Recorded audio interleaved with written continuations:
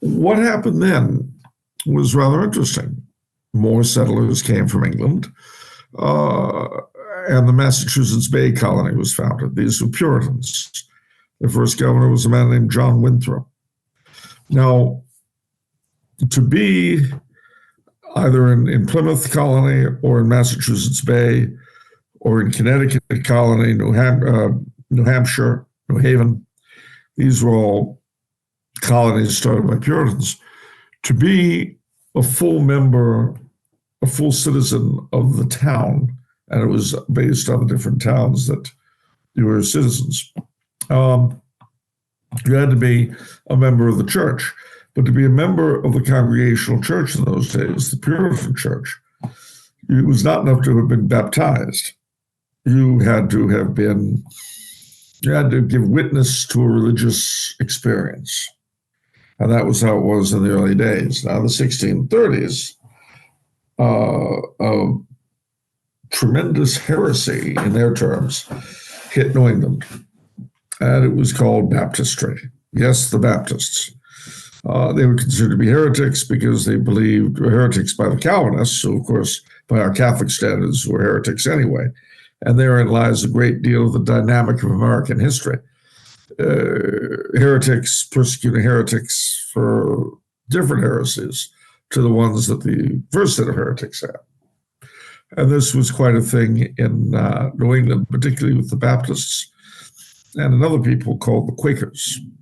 Now, Catholics did not enter into the equation at all. We were simply forbidden. And unlike Maryland, where we were originally favored and then at least tolerated, or Pennsylvania, where we were tolerated, or New York, where we sort of slid under the radar, in New England, being a Catholic was a crime that was pursued alongside other crimes like celebrating Christmas and Easter. Even the most liberal of the colonies, and these were Rhode Island and Providence plantations, founded by a Baptist minister as a place of refuge for anybody and everyone, including Jews, except Catholics. Rhode Island stood for, quote unquote, freedom of religion, except for Catholics. So their thing stood when the English Civil War broke out, also called the Wars of the Three Kingdoms. If Catholics had been hated and despised in New England before, they were even more so because they supported the king, and the Puritans in England opposed him and fought against him and eventually cut off his head. They murdered him. So it was not a good time to be a Catholic. And this established a heavy element of anti-Catholicism in New England, which has not entirely evaporated, although as we'll see, it's taken new forms. Well, eventually, after the Puritans came to power under Oliver Cromwell in England, they ruled in America as well. But then Cromwell he died. His son was unable to manage the country. He was overthrown, and Charles II became king. He issued new charters to the colonies. Plymouth was merged with Massachusetts Bay, thus establishing the shape of Massachusetts today. Connecticut and New Haven merged. And so you have Connecticut, the way it is, and you had New Hampshire. There were settlements in what's now Maine, but they were part of Massachusetts, the District of Maine, so-called. And then Vermont, as the colonial days went on, fell into a bit of a problem because governors in New York and New Hampshire gave land grants throughout Vermont to the same areas. So up until the Revolution, Vermont was a series of contending factions, not an established part of either New Hampshire or New York. So until the Revolution, Catholics played no real part in the history of New England. The Revolution, as we know, began in New England when the New England was in the foremost in opposing every measure that came from London. They opposed the Quebec Act very bitterly because it gave the French Canadians their freedom of religion, that is to say, Catholicism. The well-to-do in Massachusetts, who were primarily smugglers like John Hancock, bitterly resented the British attempt to bring in cheap tea, the British East India tea. So they had it dumped, and that was the famous Boston Tea Party. Events in Massachusetts got harder and harder and hotter and hotter and nastier and nastier. And in the end, they dragged the 13 colonies into a civil war, which, after the British evacuated Boston in 1776, only affected certain towns along Long Island Sound, from Stratford, Connecticut to New Bedford and Fall River, Massachusetts, which were able to be raided by British parties. Same with Portland, Maine. But for most of New England, after the British pulled out of Boston, the war was pretty quiet. The war ended. The United States became independent. And now the story of Catholicism in New England really begins. Because there was a Yankee lad named John Thayer, an old New England family, who traveled to Rome in the 1780s, and he saw a miracle.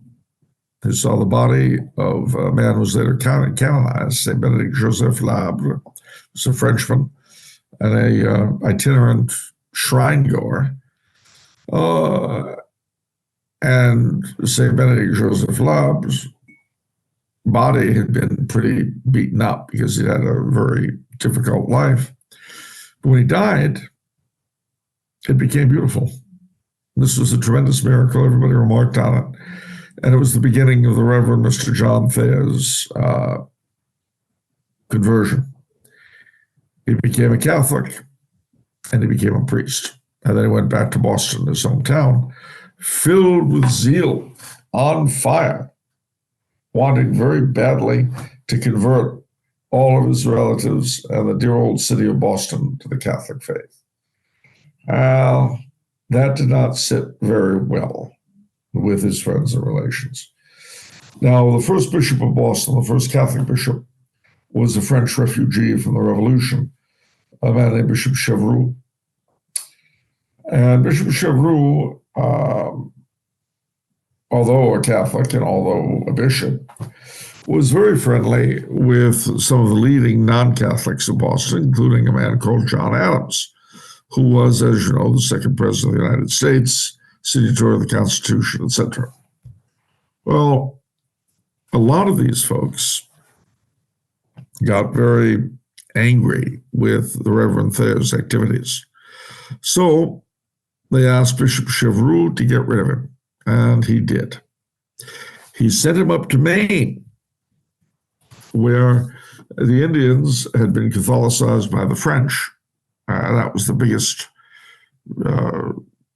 Catholic presence in New England in those days, for the Indians in Maine. And he spent the rest of his life among them. He loved them and all that, but that didn't convert Boston. But it was a signal of sorts. If the upper classes were not happy with what they were getting in terms of the Catholic Church, well, then we would trim our sails to fit them. Sad story, but true. At any rate, in the first years of the New Republic, small numbers of Catholics began to emigrate to New England. There were Irish primarily in the beginning, and that small number became a horde after the potato famine of 1842 and after, when bereft of any kind of living at home, facing a terrible kind of starvation, very many came over to the United States. Now, one thing about New England is that The soil was very poor. So after the Revolution, an awful lot of Yankees, as we call the native Protestant New Englanders, an awful lot of Yankees left for the newly opened lands in the Ohio area, Ohio, Indiana, Illinois, the old Northwest. Lots and lots and lots of people left the land. And this you can see the results of even today by how wild New England is. There's a lot less land farmed today in New England than there was then. And to go wandering in the woods and come across cellar holes and stone walls and so forth, and other evidences of settlement. But what New England turned to were two things: the sea, trading, clipper ships and all that, and whaling. Whale oil in particular was used for lamps. Whale blubber was used for different things. Whaling became a huge industry in New England before the Civil War. And they also went in very, very much with all of the rivers and so on for the nascent industry. And it was to the industries in particular that the Irish and subsequent immigrants were drawn.